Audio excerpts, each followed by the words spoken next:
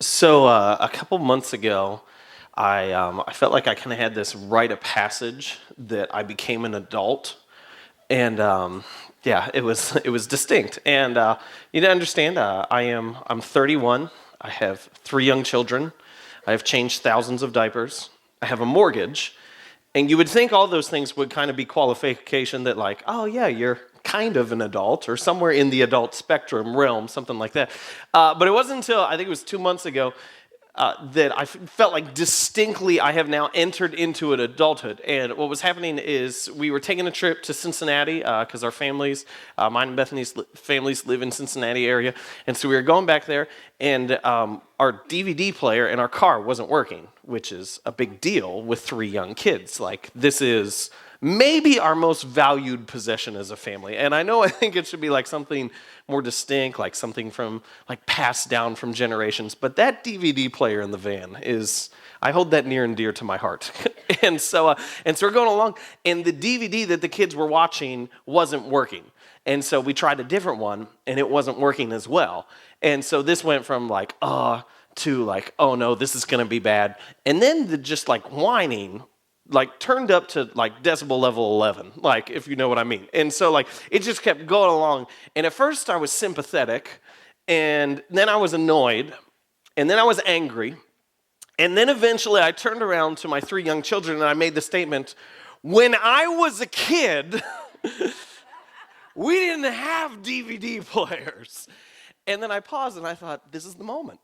Like, that as soon as you start complaining about that, and so then to continue my rant, I'll let you hear the rest of the rant. As I started talking about, like, we played games and we talked to each other, and then my girls were like, "What kind of games?" And then I realized how dumb most of the games we played as a kid.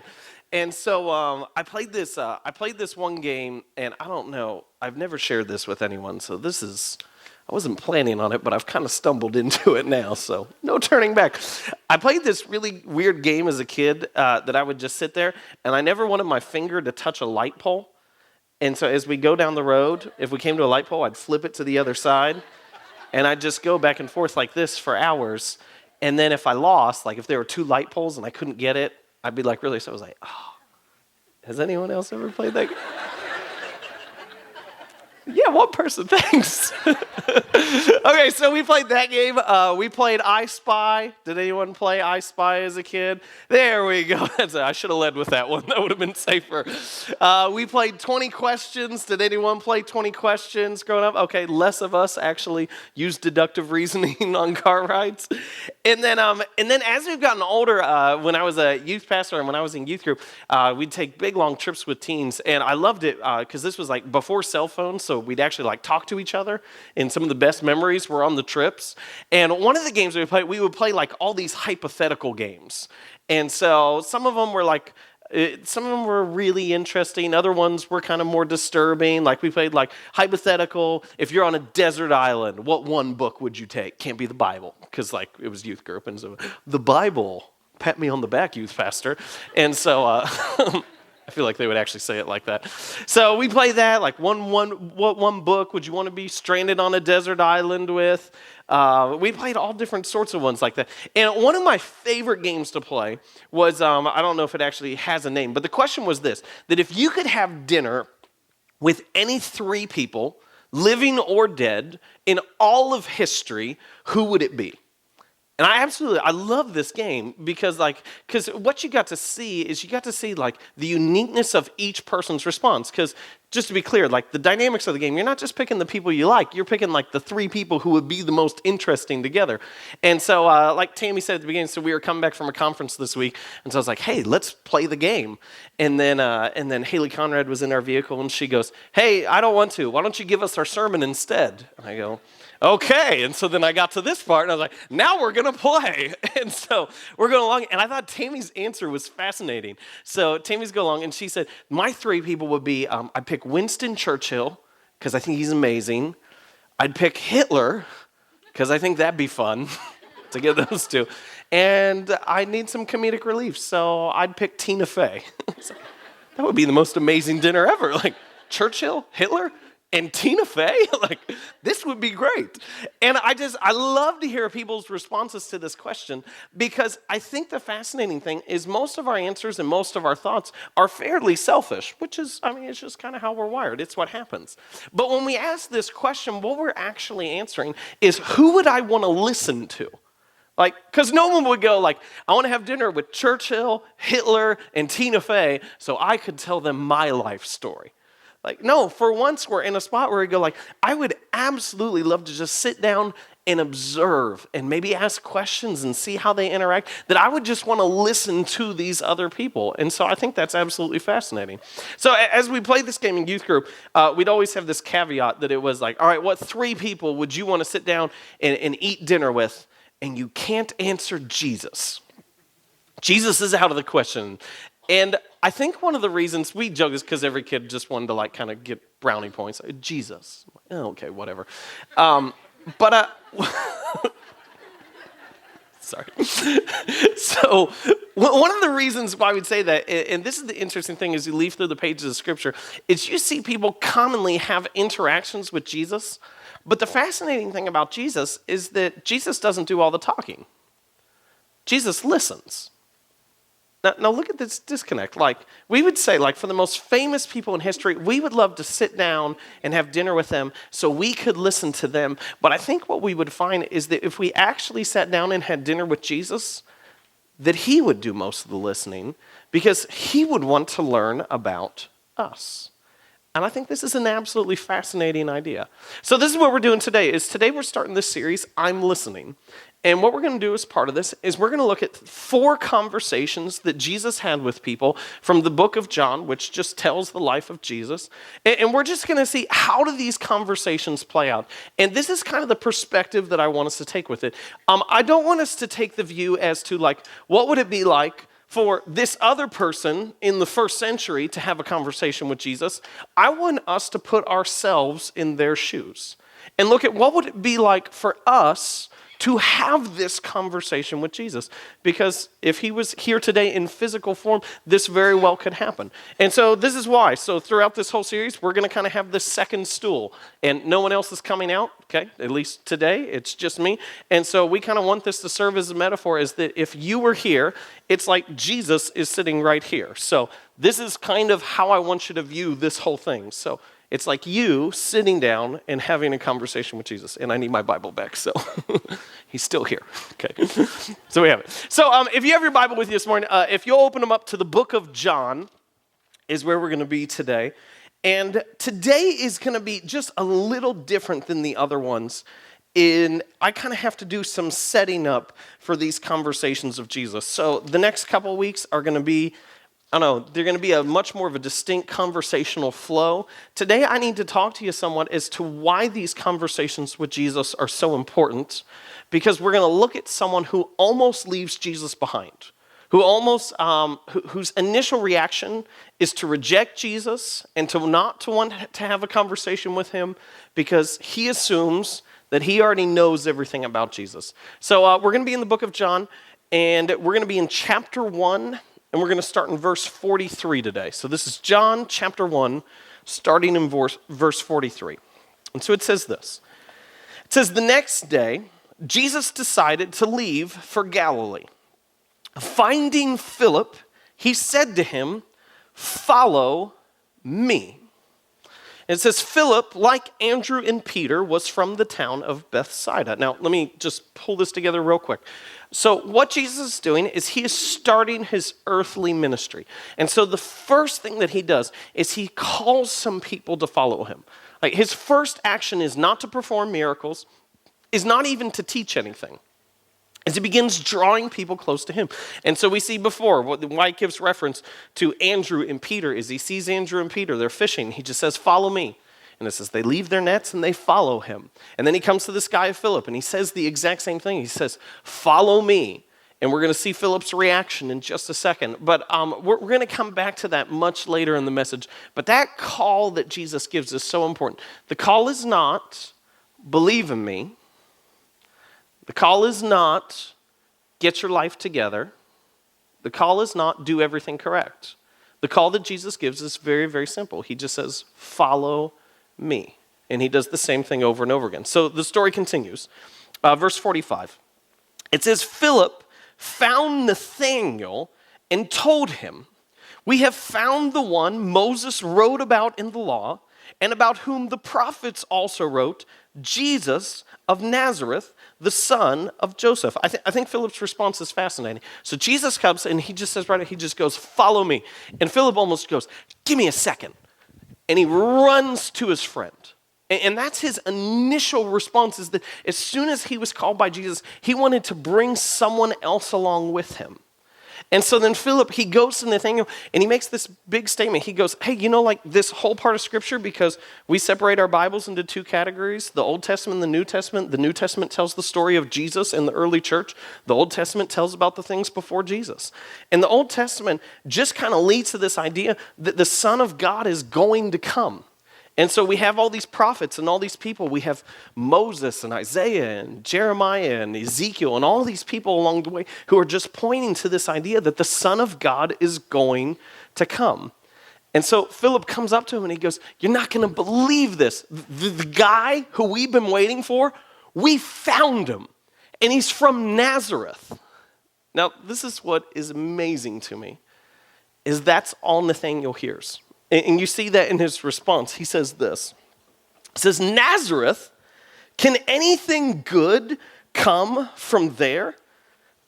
I think that's phenomenal. So he says, like, almost if you're Philip, you'd be like, "That's all you heard?" Like, we found the one everything has been pointing to. Like, this guy who all the prophets talked about and all the songs were written about and we've all been looking forward to, we found him and he's from Nazareth. But all Nathanael hears is Nazareth. And that's all he's focused on. Because this is what Nathanael assumes, and it's a mistake that we see happen very, very often today, is he goes, "I already know everything about Nazareth." It was kind of looked down upon. It was viewed as simple people, simple ideas. He goes, "Really? Nazareth? I don't need Nazareth." And this is what I see, is I see in many ways the way that Nathanael responds to Nazareth is the way that many people respond to faith today.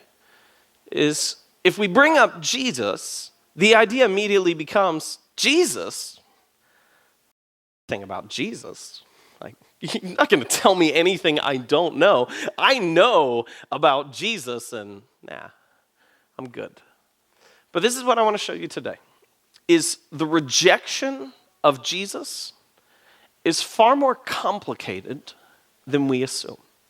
Because here's the idea that we have, and here's the idea that is common in our culture today, is that if I reject Christianity or faith, or specifically, if I reject Jesus, and it doesn't even have to be like a cold heart of rejecting it, and I don't want anything to do with that. It could just be kind of like a passive ignorance, like, I just don't care. If that happens, I don't think we realize how much that we hold dear we are actually rejecting. One of my favorite authors is a guy by the name of Tim Keller. And one of the most important things that I think you've said is this, that when we reject Christianity, we sever the living taproot to many of our own core values. And this is what he's saying, is he's saying that we have all these values, we have all these things that personally we hold dear, that we hold is incredibly important. We could say it like this: kindness, love, mercy, friendship, forgiveness. Like, we would all objectively say that these are positive things in our culture. But this is what's happened, is we viewed it as these things we have just kind of objectively determined as a culture value on their own. Does that make sense?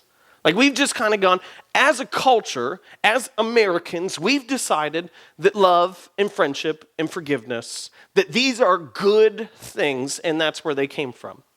But what Tim Keller is saying here is he's saying, no, these actually have their deepest roots in faith. And so what happens is that as a culture, if we dig up those roots, we reject many of our own values. And here's the interesting thing is, anytime the conversation heads down this way, one of their biggest responses, and I hear this from Christians and non-Christians, is people will go, But we don't have a theocracy. I mean, our government is not simply based on God. We don't have God as the head of our government. And I go, yeah, I agree. Absolutely, we have a democracy. It's kind of written in the Constitution that it's a democracy. That's what it's supposed to be. But I don't think that idea should lead us to flippantly dismiss Jesus. And so I want to kind of enter into a conversation that has the potential to be a little rocky. But I need to talk about some issues briefly to illustrate this point and to show you when we reject Jesus, we reject many of the things that we hold dear. And so let me kind of say this as a metaphor for what's going to happen over the next couple minutes. I don't fly in planes often because, first off, I don't do much. I watch a lot of TV, and so that's part of it. The second thing is that I don't like to. I don't think it's fun. And when we're I found the few limited times that I've flown, one of the worst times for turbulence is when they're landing the plane. So as the plane is starting to descend, especially as it goes through the clouds, is when the turbulence has been the worst on the flights that I've ridden on. And this is what I don't do, is when the plane gets turbulent, I don't jump out, right? They're like, all right, I'm out. We're close enough. I don't do that because that'd be crazy. And so this is what I'm going to ask you to do. And I'm kind of just going to ask this as a favor that you'll understand that I'm going to land this thing. Don't jump out when it gets turbulent, okay? So just give me a couple minutes. If you have to pee, this is a really bad time, okay? So I'll just say that now. So there are a couple of assumptions that we have in our culture that we assume we have just gotten there objectively. Here's the first one that I want to talk about. That we should take care of the poor. Now, as a culture, as Americans in Western civilization, this is a commonly held belief. Regardless of your political persuasion, regardless of your background, it is those who are needy who should not simply be pushed aside and ostracized. We believe that. We believe that when there are natural disasters, that we should send aid, that people should help. Now, not everyone feels impressed to help, but no one disagrees that those who go and help are doing a bad thing, right? And so we have flooding in South Carolina, and we hear all these things come up of relief and stuff like that, and that's a wonderful thing. And I don't hear any politicians, I don't hear any significant leaders go, why are we helping them? So we just kind of hold this to be commonly true, that we should take care of the poor, those who are struggling, those who are needy, those who are in need of assistance should receive that. We disagree on how they got there in many ways, just in terms of poverty as a whole. We disagree, and we disagree on what should be done to help them. But we all at least come to the conclusion that something should be done. Now, the fascinating thing is that we didn't always believe this. If you trace back, before Protestantism really took hold in Europe, in medieval Europe, there was this strong caste system of you had the elites, you had the nobles, and then you had the serfs, you had the regular common people. Most of us are common people. And the view that they had was that God designed it that way. And so if there was a famine among the common people, that was simply God's judgment on them.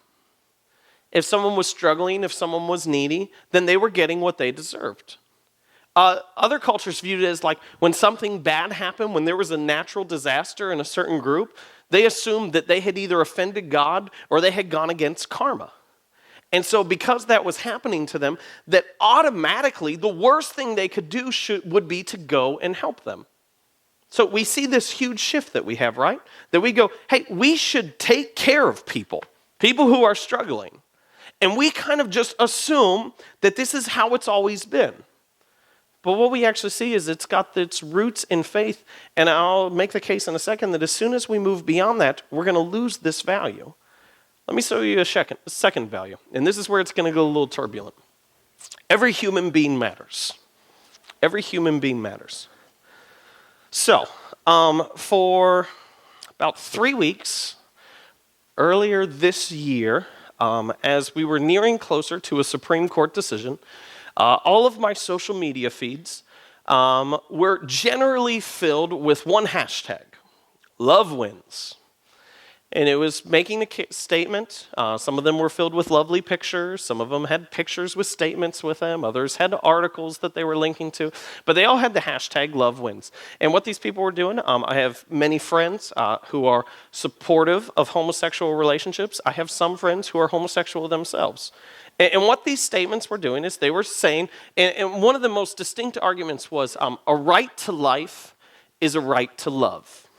So if I have life, then I automatically have a right to love whoever I want to love, okay?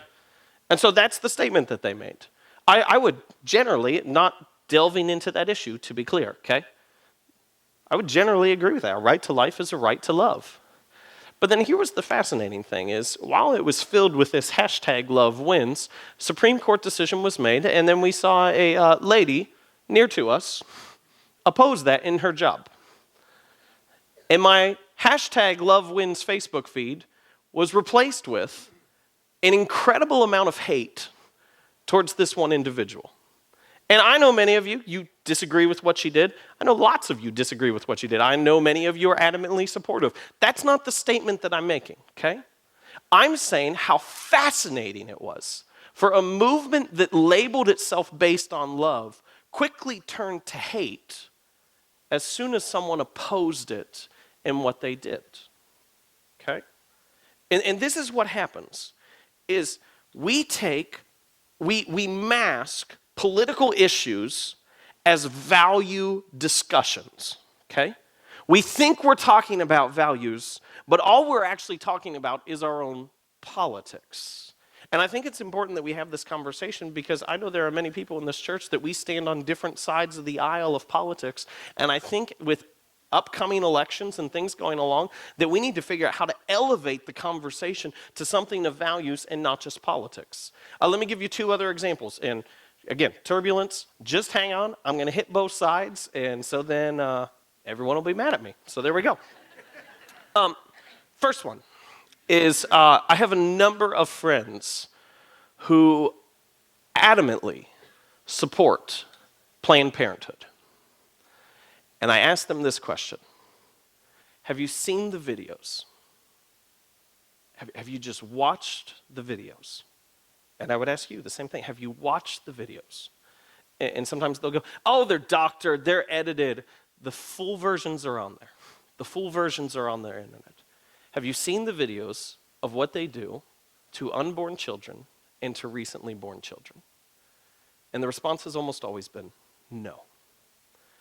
Now, here's what bothers me, is that sometimes we are so for our stance on an issue that we can't ever stop and go, this thing is bad.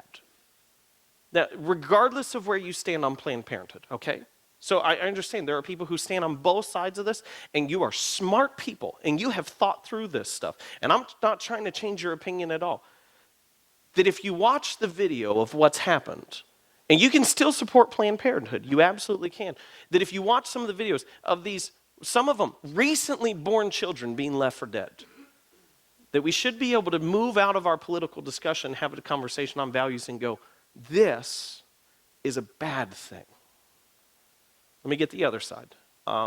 We had another mass shooting, which are becoming all too common. It bothers me, and I'm not trying to call anyone out on here. I'm just saying we need to elevate the discussion. It bothers me when our first and only response to a mass shooting is to make a statement on gun control. And I know for many of us, we are following the lead of all of our politicians. But our first response should be to grieve what has happened and to pray and to be sorrowful for the families and to make a statement that this is not a good thing. If your first response to a mass shooting is to say there should be no guns or everyone should have guns, then what you have done is you have only had a discussion about politics when you should have a discussion about values. We had a fascinating conversation in staff meeting a couple weeks ago, and we were talking about poverty and extreme poverty and what should happen. And we had this interesting thing because in our staff we have different political leanings. We go back and forth, and so as it was coming in, I was like, "Oh, this is going to be interesting. Here we go," and we were able to settle in that regardless of how you believe people got there, and regardless of what should be done about it, we can agree that certain people having billions and billions of dollars and other people in the world living on less than $1 a day is a bad thing. And I don't know if you're there yet. I'm not saying what should be done about it. I'm not saying how they got there. I'm not assigning blame to anyone. All I'm saying is that people having more money than they could possibly spend and other people not having clean drinking water is not a good thing. Does this make sense? Okay, cool. So, good. If you have to pee now. So there we go. I want to show you, and this is what I want to show you. This is not the first time we've had this conversation in history, okay? And again, I'm not making statements on any of those issues. I have no interest in doing that today. We've got something far more important I want to talk about. I want to introduce you to a guy by the name of W.H. Auden. I don't know how many of you are familiar with him. He is a famous poet, an incredible poet. Part of the stuff that I've been able to do to read it for the message is to read some of his poetry, and it's honestly, some of it's breathtaking.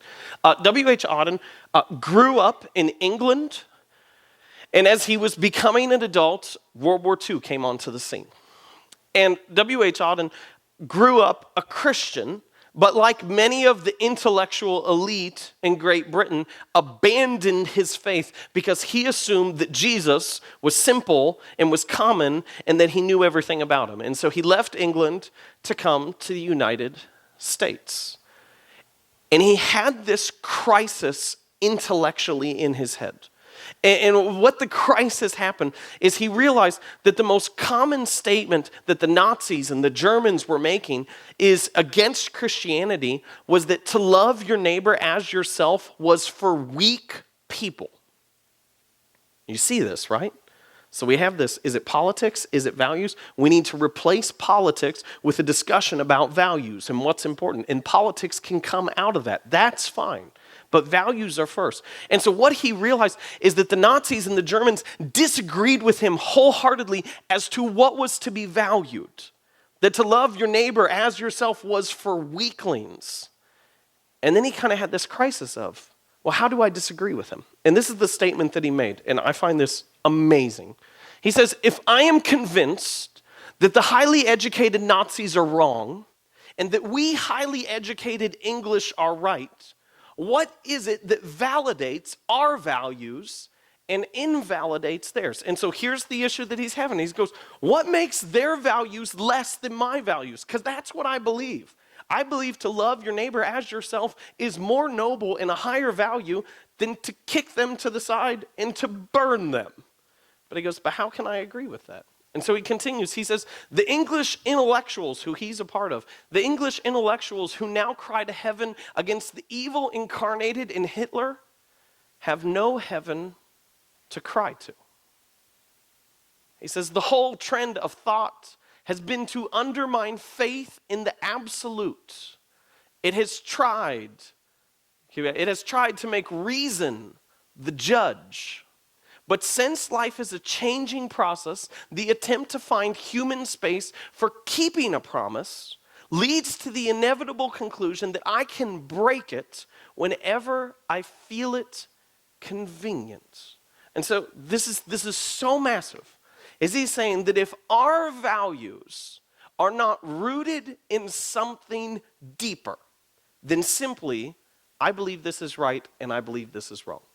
If they are not rooted in a more objective standard, and what he means here is a more objective source, then we're free to make the world as however we want. And he says, the evil incarnate in Hitler, we now have no heaven to cry against. And then he finishes this. He says, either we serve the unconditional, or some Hitlerian monster will supply an iron convention to do evil by. It's amazing, is it not? And so this is where we are. This is where we stand. And so we live in a world that produced the Nazis, and today we have ISIS, which shoots people and rapes them and burns them and kills children because they believe they can make whatever values we want. And then this is what I see, is we continually try to draw God out of our political conversation because we view God has no role in politics. But where do these values come from? Where are they? Like, if they're not rooted in serving the unconditional, then why is love your neighbor as yourself better than any other view of life? And so what Jesus says here, what Nathanael rejects, and what we commonly reject in our culture, Jesus' response is absolutely fascinating. So in the book of John, it starts with this, and I don't have this verse on the screen. So if you have your Bible, you just want to flip back a page. So John chapter 1, verse 1 starts with this. It says, "In the beginning was the Word." Now, this word, that was confusing, is actually the Greek word logos. Okay, and so we translate it as word. This word logos means many things. It means reason. It means significance. It means meaning. Most commonly, it means purpose. And so for the Greek thinkers in this day, what John writes is so brilliant, is they viewed the logos as the most important thing. So they had common discussions about values and what was important and what mattered most. And so they viewed it as like the logos is what we hold everything up to. And so when John starts this, he says, "In the beginning was the logos." And so we would go, yeah, absolutely. In the beginning, before time, there was reason and purpose and meaning. So he says, in the beginning was the logos, and the logos was with God. And the Logos was God. And so they're following along in their heads and they're going, absolutely, the purpose was in there in the beginning. The purpose was with God. Actually, the purpose was God. So they're so with him. And he says something amazing next. He says, in the beginning was the Logos, and the Logos was with God, and the Logos was God. He was with God in the beginning. Now, what this would have done is they would have read it. They would have been, yep. What? He goes, he. And so what he says right here in this moment is that purpose, significance, meaning is not an idea, is not a value, it's a person. And what he points to immediately after is that this person is Jesus. And so all the values, all the things that we identify and that we hold most dear are found in the person of Jesus. And so he says, your purpose, understanding your purpose as a human being is found in the person of Jesus. Now this is so huge because Alistair McIntyre has this incredible book that is After Ethics. And he makes the case in this book that you cannot determine whether something is good or bad until you understand its purpose. And one of his most fascinating things, his metaphors that he uses, he says, if you were a carpenter, you had a nail that was sticking out. He said, no one would pull off their watch, set it in their hand, and begin to try to drive the nail in with their watch. Look at their watch broken, look at the nail still sticking out, and determine that this was a very poor watch indeed. We wouldn't do that, because the purpose of a watch is not to drive nails in, it's to tell time. And what he says here is this has massive implications for our relationship to Jesus, and as we understand our own purpose. And so Jesus makes this statement. If we go back to John chapter 1, and this is verse 43. It says, the next day Jesus decided to leave for Galilee. Finding Philip, he said to him, follow me. And so Jesus says, this is your purpose, to follow me. Now, I want to show you the difference between this and other religions. Other belief systems in the world, they say this. You must do something to be accepted. In order to be accepted by God, you must do something distinct. Whether it's you must do more good than bad, you must calm yourself and have a sense of inner peace. And all these different belief systems have a different idea. You must do something to be accepted by God. Christianity says this: you're accepted because of what God has done. That Jesus died on the cross for your sins to repay a debt that you could not possibly pay. And so your purpose is to follow him. Because you're not accepted on your own. You're accepted because of him. And so the implications out of that are huge. That Jesus died for everyone because we all have sin in our lives. And so there is this level playing field. And so these are the values that we have in our culture because of it. So because of what God has done, we see these two distinct things. First off, all humans matter. Because Jesus died for all. For God so loved the world. The world includes everyone. And so because of what God has done, we see all humans matter. The other side of this is that because Jesus died for all and we all have sinned and Jesus clearly identifies what sin is, then justice is actually an observable standard. We have a thorough understanding of what is right and what is wrong, and we're not making it up as we go. So you see this. This is massive. Nathanael thinks he is just simply rejecting Jesus and pushing him aside. What he is actually rejecting is all the purpose, all the meaning, and all the significance that his culture held as common. And it's the same thing that we often do today. So Jesus, I've heard that. But do you realize what you're actually pushing aside? Let me show you how the conversation ends, because this is amazing to me. We're going to pick it up in verse 47. So it says this. It says, when Jesus saw Nathanael approaching, he said of him, "Here truly is an Israelite in whom there is no deceit." "How do you know me?" Nathanael asked. And Jesus answered, "I saw you while you were still under the fig tree, before Philip called you." Now, just 2 seconds on this. The fig tree, Nathanael literally was sitting under a fig tree. The fig tree was also the metaphor for the Jewish religion.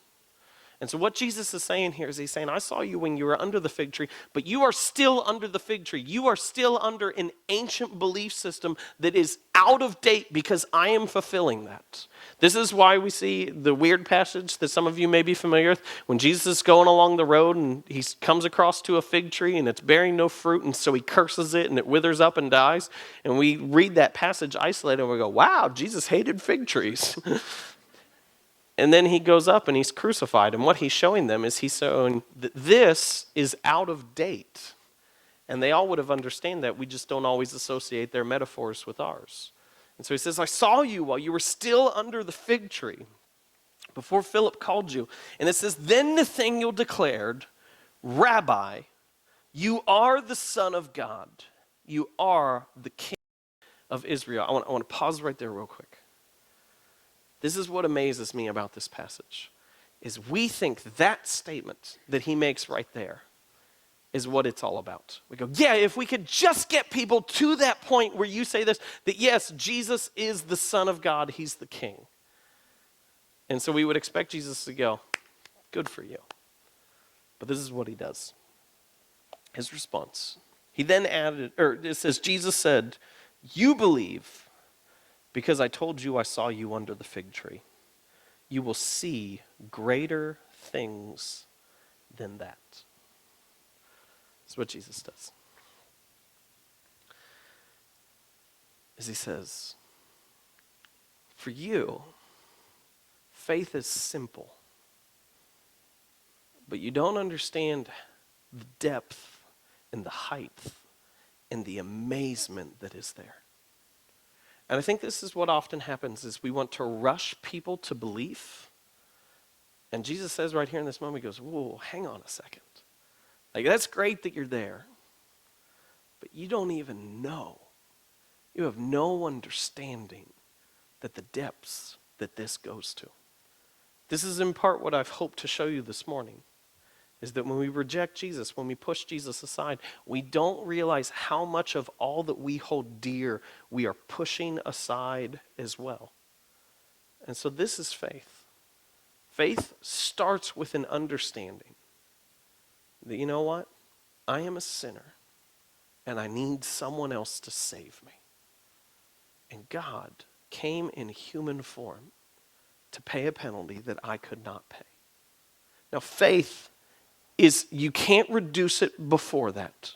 And here's the beautiful thing, is you're never going to move beyond that. Like, I say it like this, from the same foundation that you could build a skyscraper, you could build a 2-story house. And this is what happens, is that from that statement comes amazement, comes absolutely incredible, amazing, phenomenal things. But we often stop at 2-story houses. It's like this, so we've taken 3 kids now through baby food. And when you switch them, when they first eat baby food, it's like one of the best moments in the world. And so we have this, I can still remember with Molly, our youngest, the first thing we gave her, I think, was sweet potatoes. And like sweet potatoes were like Christmas morning to her. Like it was incredible. And so we'd like feed her, and she'd got the first bite in her mouth and then didn't know what to do. And then she'd just sit there with her mouth open. And it was ridiculous looking. She'd just hover around like, and you move the spoon, and she'd just try to follow it because she just couldn't get enough of it. And then you'd like get a little on your finger and you put it in your mouth like, oh my gosh, what is this? This is the worst thing in the world. This is terrible. And I just wanted to look at her, and I just wanted to be like, you don't realize how good it's going to get. Like, Swiss cake rolls, Molly. They're in your future. And this is what I see us do, is that we stop at a baby food sweet potato faith. And that still nourishes you. And that's still something. But I just want to tell you this. There's more to it. It doesn't move beyond that. That's the foundation. Jesus Christ died for sinners like you and me, and he saved us. And so our response is to follow him. But the implications of this are massive and amazing and incredible. And you get to decide with your faith how deep of a well you dig and how high of a house that you build. You get to decide through your interactions with Jesus, when you pursue him, when you have conversations with him, will I stop simply? Will I assume that this is common and I already know it? Or will I see how incredible Jesus has shaped the world that I live in, and how the Logos, the purpose, resides in him? So that's your decision to make. Let me pray for you. Father, I am amazed by your work and your wonder and your words. And I pray that within us, that you give us a hunger to know you. That we would not be shallow in our understanding of you. That we would not accept an overly simplistic faith, but that as we continue to explore your words, as we continue to desire to know you, that our faith will be propelled to new heights, and we would see the world in a new way as you saw it. And I thank you for that. I thank you for your word, and lead us in the right path. And I pray this in the name of your son, Jesus. Amen.